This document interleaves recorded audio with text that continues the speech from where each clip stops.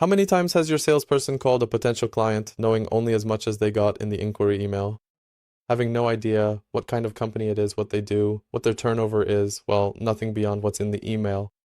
I'll show you the system we've implemented at Jacob, how it works, how much it costs, and what to look for when building one yourself. Plus, in the description, there's a link to a template for the basic version of such a system in N8N. Without such a system, a salesperson can call either quickly but without context, or more slowly with context, but then we lose time. And a salesperson without client info is a bit like a doctor who hasn't looked at the patient's chart. We have a system that has qualified a given email as a sales inquiry. What happens next? We pull data from the email, extracting the company, contact, tax ID, domain. This is the basic information that allows us to search further. We check business registries. In Poland, it's KRS, GUS, we get the full name, industry, and for companies, revenue and profits. Such information for a salesperson changes the conversation dynamics quite a bit. Next, we search the internet. We check the company website, social media, business context. We can find out reviews about the company, what they do. This gives us a lot of important information. The collected data is summarized and saved in the CRM. We have a new organization, contact person, deal, everything is linked together. At this point, the salesperson gets a text message. They have a ready brief in the CRM within a few minutes without taking up their time. This system can handle multiple inputs. It can be a direct email, a website form, a form from Facebook or Instagram. Instead of showing you the technical setup, let's just send a sample email and see how it works in practice. So for a moment, I'll step into the shoes of an Orlen employee to have a real company to analyze. We're sending the email. Okay, we already have the email in our inbox. It's also qualified into the inquiry category. Now we're waiting to see what the automation does. On our company Slack, there's already info about a new deal. We click to see it in Pipedrive.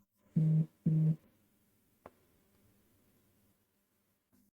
what do we have here? The original message content has been added, along with the research results, some additional detailed information about the client, and a request for verification. The original email that is linked to this particular deal has also been pasted in for reference.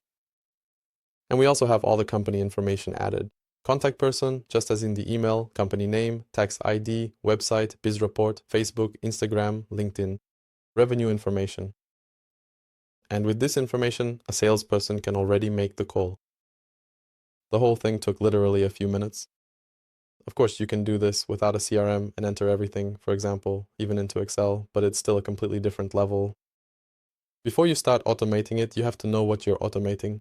I always say that automating chaos is just faster chaos, so first the processes must be refined so they can be implemented for AI assistance. Can you do it yourself? Of course, if you have a technical knack, some time, and the will, absolutely. If not, feel free to contact us, we'll be happy to help. What does this type of implementation actually give you? If you have 2 salespeople, each of whom gets 3 leads a day, well, you gain 1 week of their work per month. If you have 5 salespeople and each has 4 leads, well, you get back a full-time position over a month.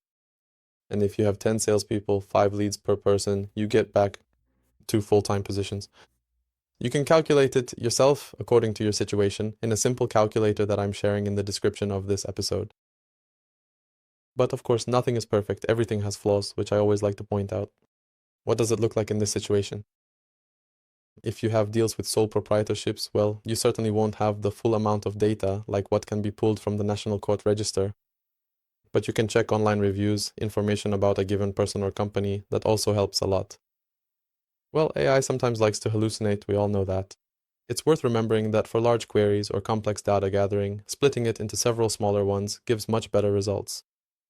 In 2 to 3% of cases, we have very poor data. We get an email from a private account, without any signature, no contact info, just some company name that isn't particularly distinctive or unique.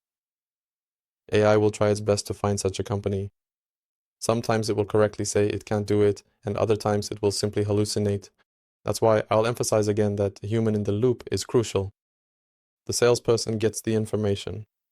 If it's incomplete or incorrect, well, in that case, they have to do the work they're currently doing all the time, but they'll be doing it in 2 or 3% of cases instead of 100. Initially, when we implemented automation, we didn't have a perfectly defined persona for our ICP.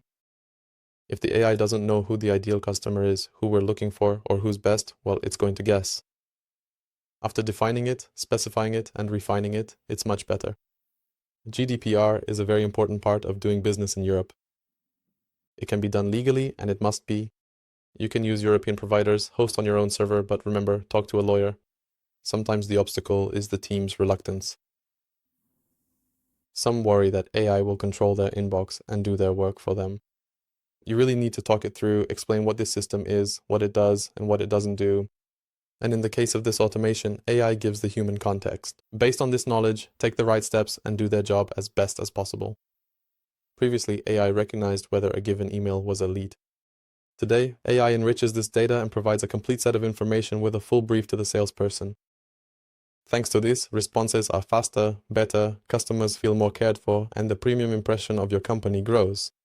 And what follows? Conversion. Just a reminder, in the description of this episode, there's a link to a free automation template in N8N and a link to a calculator that will let you estimate how much you're losing or how much you could save using such a system. If the calculator results worry you, it means it's time to implement this solution for yourself. In the meantime, thanks for watching and see you next time. Bye.